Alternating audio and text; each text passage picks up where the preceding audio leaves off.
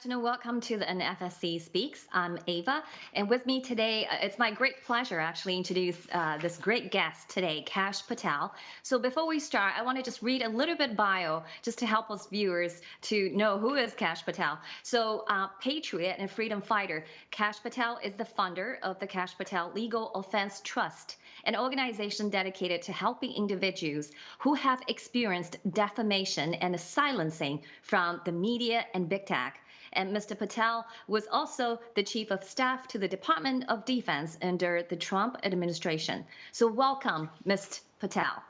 Welcome to the show today. I know you have a packed schedule today, so thank you very much for fitting us in your busy day. So let's jump right in. Okay, so first of all, I want to let you know that starting in February this year, the new federal state of China, the freedom fighters and our brother sister basically visited the Congress multiple times. And during our trip, we have showed this book with many over like a number of dozens of brave congressmen and women. So this booklet's just showing in front of you. It's called The Unrestricted Lawfare, Infiltration of the U.S. Justice System by the Chinese Communist Party. So we visit them, we tell them the story, we want them to look at the 76 legal cases that the CCP has waged against Mile School and the new federal state of China. Because among those cases, we observed so many absurdities and irregularities. It's definitely warrant investigations. We pointed all those leads to leave with those politicians in Capitol Hill. However, this happened on March 15th, 2023, which is the rest of Mile School. So on that day at 5 a.m.-ish, over 100 FBI agents actually raided Mile School's New York residence and took him to the court. And then took him to the court for an invented crime of alleged 1 billion fraud cases. In which the prosecutor called, like a lot of us, including me, which are the followers of the whistleblower movement and the members of a new federal state of China, victims of Mile School. And this is the most outrageous lies that angered the followers, as many of them are the followers, because many of the followers are the investors of the GTV and G Club and G Series, which laid out by the DOJ in their indictment as a fraud charges. So my question to you, Mr. Patel, so do you believe that the U.S. justice system is weaponized by your biggest adversary, the Chinese Communist Party? It's great to be with you, and that's one of the most pressing questions I've been asked recently, because we have seen time and again, unfortunately, the infiltration of not just foreign adversaries such as the CCP, but domestic adversaries who choose a political objective to utilize the Justice Department and the FBI to achieve an endpoint which they would not normally pursue had it not been for the hijacking of the Justice Department and our judicial system, which I used to be a servant of as a former federal prosecutor and public defender. And we have, if, for example, during the Trump administration, acted against the infiltration from the CCP by expelling Chinese diplomats from the United States of America. And most recently, putting aside the Mile School example, we have found out that the Chinese government and the CCP have been operating police stations in New York City and other cities across the United States of America. So by its very definition, if your rogue adversary overseas is creating and building and embedding law enforcement personnel to spy on Americans by creating police substations in New York, then they are attacking the very heart of your judicial system. And if we are not acting against them and instead taking steps to investigate and sort of characterize individuals because we need a victory in the media, then we are destroying our system of justice. And there are many other examples like that. But me being a former intel guy, a national security guy, takes the threats by the CCP immensely. And I think this administration has done a poor job in following the actual threats versus the supposed threats. Okay, yeah, that's great. I'm glad that you mentioned about the secret police station that recently busted in the New York. Actually, if you're looking into the whistleblowing activity that Miles did online the past 6 years, he actually has shared that intel with the Trump administration, I believe Mike Pompeo, which led to the shutdown of, if you recall, the shutdown of the Houston consulate in 2020. If you Mhm. remember that. So basically, in the past 6 years, with what Miles School has done and with the new federal state has done, which is revealing all those crimes that committed or planned by foreign adversary like CCP, we have proved that we have unparalleled ability to obtain and interpret critical intel, okay, from within the Chinese Communist Party. So this has been evidenced by, I'm not sure whether you heard of this plan. It's called 13579 plan, which is the top classified intel that Miles School shared with FBI in 2017. So have you heard of the 13579? No, I'm sorry, I'm not familiar with that. Okay, so 1 stands for one bioweapon, 3 stands for release the bioweapon within 3 years since 2017, and making sure the effect lasts 5 years, destroy the Five Eye Intel Alliance sharing group plus India and Japan, and create a vaccine within 9 months to blackmail the world. So that's the documents that Miles Gore tipped off FBI in 2017. Unfortunately, FBI authenticated the documents but did nothing. And then later on, Miles School, actually prior to that, 2014, Miles School has already working with CIA and FBI, tipping them off the genocide, Uyghur genocide, and Hong Kong, later on, Hong Kong genocide. And then what you just mentioned, espionage operations across America. Okay, so my question to you is, do you think it is in the best interest of America to actually protect Miles School, who has proven himself being, a reliable source of intel, preventing Miles School from being persecuted by the Chinese Communist Party on the U.S. soil? Yeah, so I'm not familiar enough with Miles Gould and his personal case right now. And what I tend to do as a Mhm. former federal prosecutor is not speak out about it without having investigated it myself.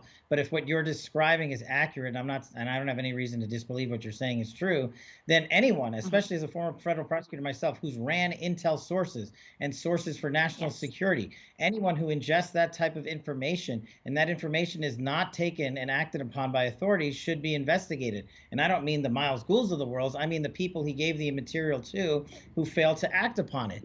Too often, and whistleblowers, I'm glad you brought that up, is a heart of one of our Mhm. foundation's matters. We at the Kash Foundation literally day in and day out look for whistleblowers, whether it's in the FBI, DOJ, DOD, IC, what have you, who don't have the financial Mhm. means to bring forward instances of waste, fraud, and abuse by our government so that we can expose them. And so, whether it's individuals that you know in depth, or I know, or don't know, the whole point is we're trying to encourage them to come forward because, as we've just seen in the news now, some IRS Mhm. whistleblowers come forward and jeopardize the entire Hunter Biden DOJ investigative scenario that's been going on for what, 4 years now? So whistleblowers perform an incredibly effective tool in our scenario. And the FBI and DOJ have been known, not just on occasion, unfortunately, too often, to overreach and abuse their authorities when seeking retribution against whistleblowers who are exposing their corruption. So I never will stand for that. And we will always look for ways in which we can help those individuals who are brave enough to come forward. And I'll do some more digging on the cases that you have talked to me about. I Please do. just unfortunately am not too familiar with them myself. Absolutely. Thank you so much, Mr. Patel. If you need anything, we're willing to provide everything you need.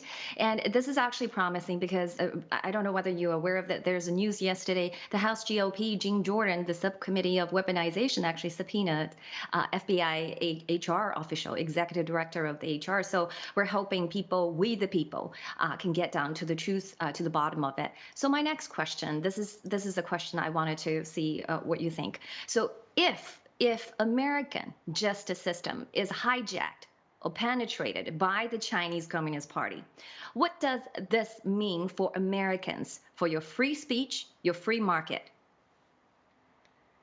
It might be the single worst thing in the sort of non-warfare space that a foreign adversary can do to you, because you have now interjected yourselves into everyday American life.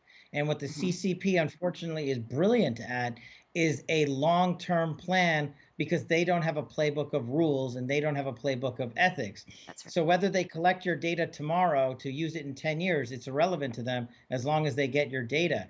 And the access through which they have gained such information, be it through TikTok, which I think is a pretext for them to collect information, or otherwise by infiltrating American justice systems or the FBI systems, their main goal is to utilize this information at some point. And when they collect against not just government actors, everyday citizens from California to New York, from Florida to North Dakota, and everywhere in between, they are doing that with a purpose. And that purpose may not be known to us ever or right away, but when they're flying Chinese spy balloons over the United States of America and collecting on Defense Department information and secret ventures like that, then of course, any American with a modicum of credibility has to believe that they're doing it day in and day out like you've outlined. And that, when I was on the House Intelligence Committee as the National Security Advisor, one of the things we ventured to combat against was the very thing you're talking about: how the CCP gains backdoors into some of our most sensitive infrastructure operations, and why those doors are allowed to be opened in the first place, and why they take so long to be shut down. And more importantly, what do we need to do to harden our infrastructure so that it never happens again? Because we cannot permit the party of Xi Jinping and the Chinese Communist Party to take over American information, because they will use that not just against Americans. They'll use that against us in the Ukraine. They'll use that against us in Taiwan and the South China Sea. Yes. And on the matters that we are championing, we Americans, to defeat the CCP's modern day enslavement of the 3 forms of genocide that are happening in mainland China. They have made a propaganda machine out of things like that, because they say, oh, there's no such thing going on over there, when anyone who knows anything about China and the CCP knows that's exactly what's happening. And we're now only breaking through to telling the rest of the world that that's an actual occurrence and not a fiction. So it's critical to everyday thinking, and we must find a way to stop it. You're absolutely right. So that's another reason why I think the NFSC and Miles School will be the best ally of the Patriot Americans, because we have such information, intel, insights about the system itself, first of all, about what they've done, about where the money goes, because we have a lot of information, and we have 600 million Chinese people actually behind the calls, and many of them are actually working within the Chinese Communist Party, so they know what's going on. So this is another reason I really encourage you to look into this. We will supply every information you need, but I want you to watch the next video. And this is my fellow fighter, Nicole, talking on War Room about what this could all mean to America. Let's take a listen first. In the jail. Hang on. As Lao Beijing, and particularly the Chinese people, to aspire to freedom, you had in Tiananmen Square, you had Lady Liberty. What is Lao Beijing, when they look at the American system, which is supposed to be justice is blind? Tell me what Lao Beijing thinks about this situation right now, ma'am. Well, Mr. Mouseworth's case and the second denial to his bond request has raised a global concern. In China, hundreds of millions of people are paying close attention to Mr. Mouseworth's case. I mean, if America cannot bring justice to Mr. Mouseworth, the whole world will lose the confidence in America's justice system, because you're sending a very strong signal to the entire world that this country's justice system has been entirely weaponized by the Chinese Communist Party. And it means that any foreign government with deep pockets will have so much power than American citizen. And, you know, the highest bidder will control America's rule of law. So that will send strong message not only to the 1.4 billion people in China, but also to people in Europe, from around the world. America will no longer be the beacon of the hope for the entire world. You will become a colony controlled by the CCP.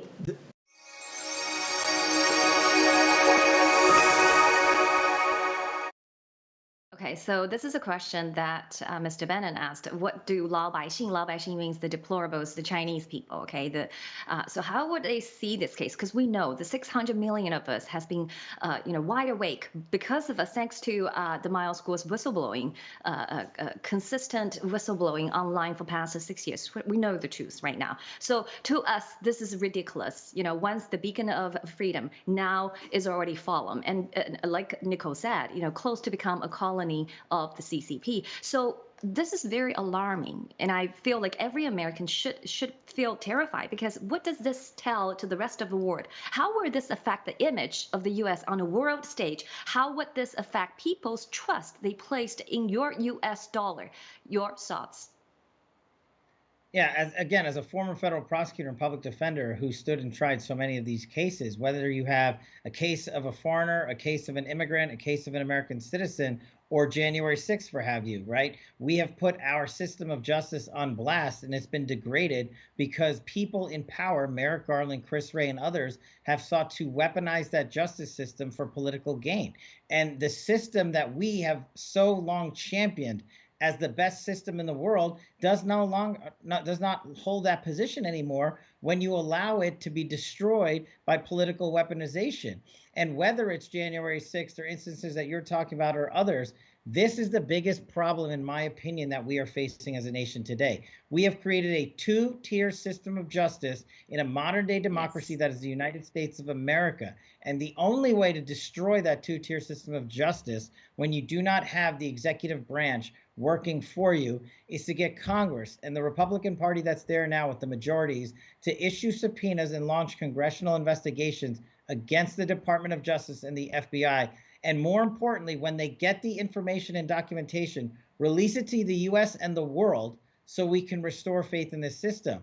Because right now, when you tell many people, they'll say, no, that's a lie. You don't know what you're talking about. But as we show it in instance after instance, whether it's January 6th, or whether it's the classified documents case, or whether it's Hunter Biden's laptop, or Hillary Clinton's emails, or Russiagate, or Ukraine, or what have you, every time we expose government corruption by showing the world their documentation, we win a notch closer to leveling the playing field. And that's what we have to do in every instance of corruption, especially in the judicial system, which is supposed to be the underpinning of our democracy. Okay, yeah, thank you so much, Mr. Patel, for your answer to all those questions. I think our time is already 20 minutes. So thank you again for coming today in your very busy schedule. I'm looking forward to actually working with you or your team to passing you those information that you asked about. So we're looking forward to that. So thank you so much for coming. Thank you. Thanks so much, Ava. Appreciate your time. Okay, bye. Thank you for watching.